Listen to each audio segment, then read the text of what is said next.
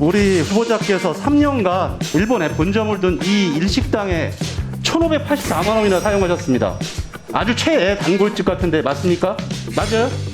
네, 맞겠죠. 네, 맞습니다. 네. 이 집은 메뉴가 딱 두 개밖에 없어요. 점심에 75,000원짜리 하고 저녁에 16만 원밖에 없습니다. 2020년 5월 16일 날 국회 관계자 16명, 9일 뒤에 국회 관계자 17명하고 식사를 하면 어떻게 44만 원이 나옵니까? 이거 비영란법 위반이죠? 아닙니다. 허위 기재입니까? 국회 관계자가 공무원 아니에요? 그렇지 않습니다. 국회 관계자가 누굽니까? 제주도청 직원들 오마카세로 회식을 하십니까? 이게 서민의 눈높이가 맞습니까? 아니, 자료를 주셔야지 저희가 검증하죠, 제대로 되게. 당시에 어떤 모임이었고 참석자들이 어땠는지를 저도 추후에 좀 더 확인을 해가지고 이제 알겠습니다. 한번 준비해 볼게요. 이건 아니잖아요. 답변할 준비를 해가지고 나와야죠. 그 기관 경고와 고발, 그 반드시 하겠다는 말씀 다시 드립니다. 이사님. 원 후보자가 2018년부터 2년 8개월 동안 이 오마카세 집에서 47회 방문해서 1,618만 원을 썼다라는 겁니다. 네. 대략 그러면 회당 30만 원 정도. 근데 이게 평균이 30만 원이니까 좀 금액이 많잖아요. 예. 근데 공교롭게도 같은 기간에 제주도청 총무과도 이 식당을 54회 방문해서 1,843만 원 지출을 했어요. 그러면 금액 횟수와 금액이 거의 비슷하다. 그러네요. 그러니까 이게 좀 동일한 금액을 썼다라고 하니까 좀 냄새가 난다. 이런 의혹도 조금 얘기를 한 거죠. 총무과하고 비서실에서 동일한 내용이 나왔다고 하는 거는 이제 시차를 두고 똑같은 거를 기록한 거다라고 일단 해명을 했고요. 그리고 이제 뭐 그 중복이라는 거예요? 기록이? 같은 거 같은 건이라는 예, 거예요? 그렇죠. 그리고 이제 업무 추진비는 이제 공적인 업무 외에는 쓴 적이 없다. 그리고 제주도청의 살인적인 업무 때문에 밥값을 좀 많이 썼다. 이렇게 해명을 했어요. 아직 의아한 것은 네. 이제 살인적인 업무라고 말씀하셨는데 살인적인 게 아니라 사람이 더 생겨났어요. 이게 뭐냐면 사람들이 들여다본 결과에서 의아했던 것은 오마카세 집에 갔는데 그 집에 이제 식사의 값이 점심 메뉴는 한 7만 5천 원. 1인당. 예, 1인당. 그리고 많은 거는 16만 원 정도거든요. 네. 근데 40만 원을 결제한 내역이 있어요. 이를테면. 네. 그러면 대충 7만 5천 원짜리를 먹었다고 해도 한 5명 정도가 먹었다라고 봐야 되잖아요. 예. 근데 17명이 먹었다고 되어 있습니다.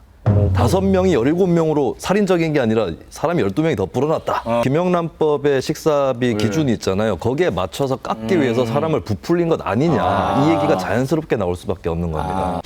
이 오등동 개발 사업의 이익은 어디로 돌아가게 돼 있습니까? 당시 전국에서 도입되지 않았던 초과 수익 환수 조항을 저희가 자발적으로 집어넣어서 8.9%를 상한으로 해서 그것을 넘어선 이익은 전액 이 제주시로 귀속하도록 3중 장치를 했던 것입니다. 법인세 누락하고 이런 거 따져보면 실질적으로 세전은 9.88이에요. 이게 대구 동락공원은 세전 5.94, 창원의 대산공원은 세전 6.19, 4 내지 6%예요. 전국적으로. 여기가 너무 터무니없이 높다라는 거예요.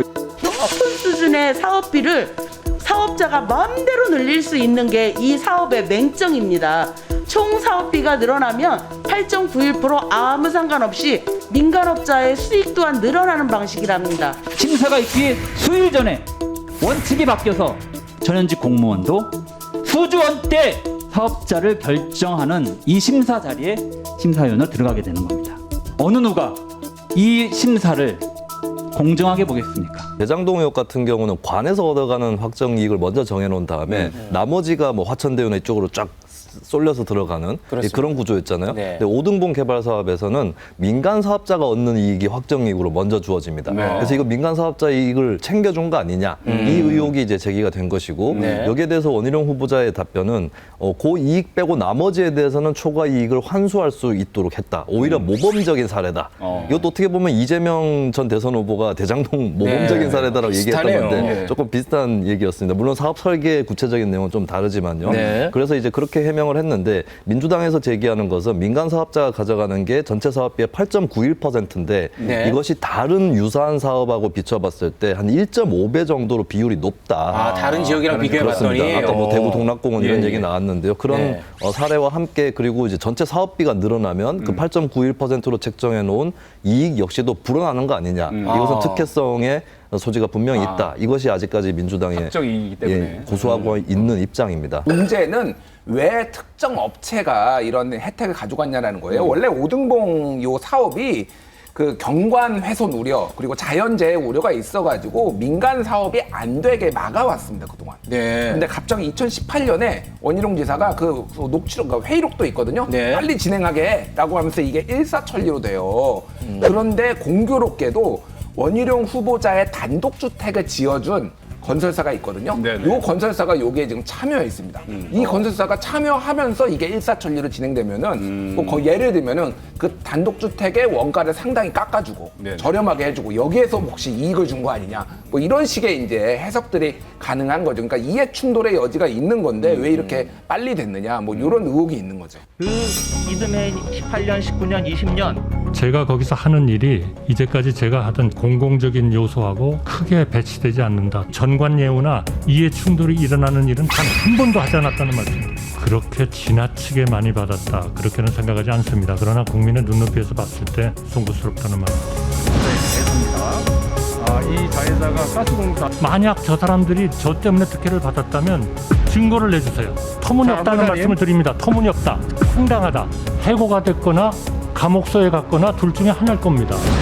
이분 100호짜리 그림 비슷한 크기죠? 프로 작가입니까? 아마추어 작가입니까? 거의 프로입니다. 만약 저의 덕을 보려고 했다면 제가 공직에 있을 때 전시회를 했을 겁니다. 그런 적은 한 번도 없었다는 말씀입니다.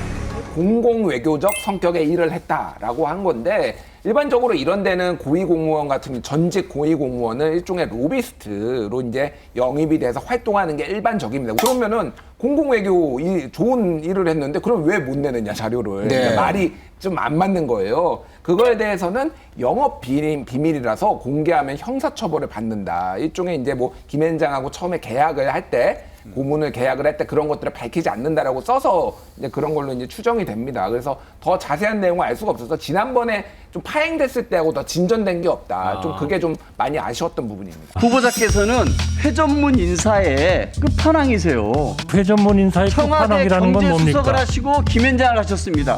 그때 김앤장은 론스타의 법률 대리인이었고 외환은행을 인수할 수 있었던 유권 해석을 해준 것들은 후보님께서 고문으로 있는 김앤장에 계실 때 현직에 있는 후배들이 유권 해석을 해줘서 론스타가 외환은행을 사들일 수 있도록 해준 겁니다. 오비락이라고 할지는 모르지만 너무 나가신 거예요. 이런 것들이 정관 예우이고 이해 충돌이라고 해서 이제는 법으로까지 다 금지하고 있는 사람들입니다. 존경하는 강백원 의원의 말씀에 동의할 수가 없습니다. 네, 론스타면은 아직도 많은 국민들이 민감하게 생각을 하시는 부분이 있습니다. 헐값으로 인수를 하고 또 팔 때는 시세 차익을 크게 2조 원 정도를 남겼던 그런 사업이거든요. 근데 아직까지도 론스타가 현재 진행 중이기 때문에 국회에서도 더 민감한 겁니다. 공격하는 사람이나 방하는 사람이나. 현재 진행이라는 게 어떤 의미죠? 왜냐하면은 그 정부의 조치에 따라서 매각이 좀 지연이 된 적이 있었습니다. 네. 함부로 지금 팔면 안 돼. 이렇게 해서 지연이 됐는데. 론스타가 팔고 나가려고 했는데 그 시간이 조금 지연됐다고요? 예, 근데 통상 절차에 국제적으로 보면 ISDS라는 제도가 있거든요. 투자자가 국가를 직접적으로 제소를 하는 제도입니다. 국가의 정책 조치 때문에 우리가 손해를 봤다라고 해서 제소를 하는 것인데 론스타가 지금 한국 정부를 제소를 한 그런 상태입니다. 예, 그렇기 때문에 더더욱이나 이제 론스타 문제는 민감해졌고 이 가운데서 이제 2014년경에 국제투자분쟁해결센터 이쪽에서 이 문제를 처리하면서 증인들의 어떤 답변 이런 걸 받았는데 한덕수 후보자가 외국 자본에 대해서 한국 사회가 좀 지나치게 국수주의적이다라고 답변했던 그게 또 드러났거든요. 그러다 보니까 이제 한덕수 후보자가 론스타나 이쪽에 너무 도와준 거 아니냐 이 얘기를 이제 계속해서 할 수밖에 없는 것이고 한 후보자 입장에서는 자신이 어떤 국가라든지 이쪽에 손해를 끼쳐가면서 일을 하진 않았다라고 강력하게 항변하고 있는 이런 상황입니다. 저희는 저희대로 검증할게요. 기회를 주세요, 판사님. 그럼 우리가 먼저 봐요. 우리가 먼저 봐. 자료적으로 누가 했냐고. 왜 박제하세요? 왜 먼저 보는데? 당신이에요. 이거를 안 하자는 게 아니고 그래 아까 보안 유지나 이걸 어떻게 할 것이 하는 게 남아 있는 거예요. 근데 그거를 갖고 돈 내서도 안 되거든요. 그리고 아니 정말 이 자료에 문제가 있는가 보구만.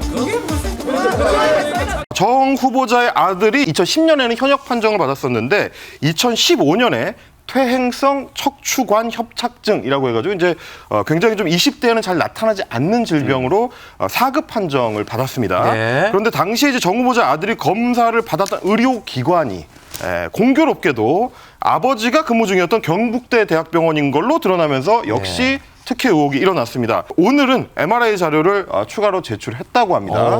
그래서 결과가 나온 게 있습니까? 지금 이제 검토한 결과 문제가 있느냐라고 기자들이 물었더니 민주당의 이제 신년영 의원 의사 출신이죠. 그렇습니다. MRI CD가 이제 본인 확인이 일단 이제 필요하고요. 그리고 최근에 그 재검 받았던 그 영상하고 좀 비교할 필요가 있겠다. 결론은 내기는 좀 이르다라고 유보적인 입장을 밝혔습니다.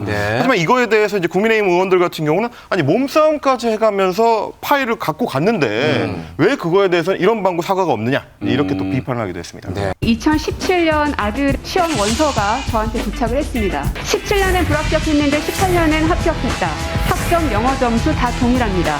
자기 기술서가 다른가 같습니다. 자, 이게 17년 거고 이게 18년 겁니다. 심지어는 오탈자까지도 똑같습니다. 더 이상은 인사청문을 하는 것이 의미가 없다고 생각합니다. 지금까지 2017년 자료를 지금까지 제출하고 기피한 게 그 사실이 밝혀진 걸 두려워서 그런 거 아닙니까? 아닙니다. 모든 게 밝혀지지 않습니까? 17년과 18년의 그 잠깐만요. 차이가 잠깐만 후보자 말씀 답변할 지금 시간이 하지 마시고 아니고요. 좀 퇴장하겠습니다. 청문회 도중에 퇴장을 했다가 이제 나중에 이제 다시 이제 개회가 됐는데 정호영 후보자가 얘기한 바에 따르면 본인은 병원에서만 근무를 해가지고 이런 입학처에서 하는 일은 잘 모른다. 그래서 2017학년도하고 18학년도에 자기 기술서가 동일한 거는 맞다. 요거 인정을 했습니다. 근데 전형이 다른데 왜 점수가 이렇게 많이 달라졌는지에 대해서는 본인도 알고 싶다. 나도 궁금하다. 이제 이런 입장으로 나왔습니다. 하고 알아왔어야 되는데. 그게 말이죠. 설명이 돼야 되는데 본인도 궁금해하니까 이번 그 청문회 과정에서 새로운 것이 밝혀졌다고요. 하나 나왔습니다. 정 후보자의 딸이 이제 구술평가에서 만점을 받아가지고 당락이 갈렸다 이런 평가가 많았는데 그동안에는 이게 결국 이제 아버지하고 인연 있는 평가위원들이 그렇게 한 거 아니냐 의혹 제기였는데 정 후보자는 지금까지는 계속해서 그 해당 평가위원장들이 우리 딸한테만 만점을 준 게 아니고 다른 사람들한테도 만점을 줬다라는 입장을 밝혔었습니다. 그런데 오늘 청문회에서 태도가 바뀌었습니다. 사과드린다면서 이 해당 평가위원들은 정 후보자의 딸에게만 만점을 준 걸로 인정을 했습니다.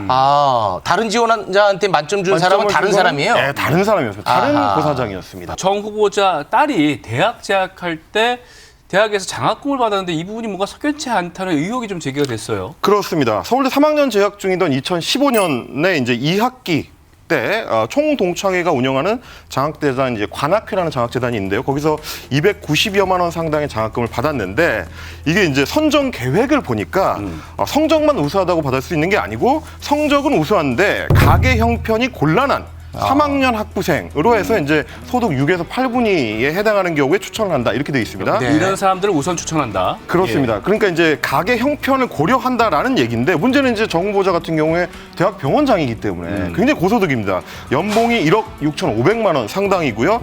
별도로 아버지한테서 상속받은 건물이 있기 때문에 매달 2천여만 원 정도의 월세를 또 추가 소득으로 벌어들이고 있었는데 이렇게 고소득 정 후보자의 딸이 가계 곤란과 관련한 가계 형편과 관련된 장학금을 받는 것이 맞느냐 요즘 문제 있는 거 아니냐라는 이제 의혹이 제기가 된 거고 정 후보자 측에서는 성적 등을 고려하는 것으로 알고 있다 이렇게 해명을 했습니다.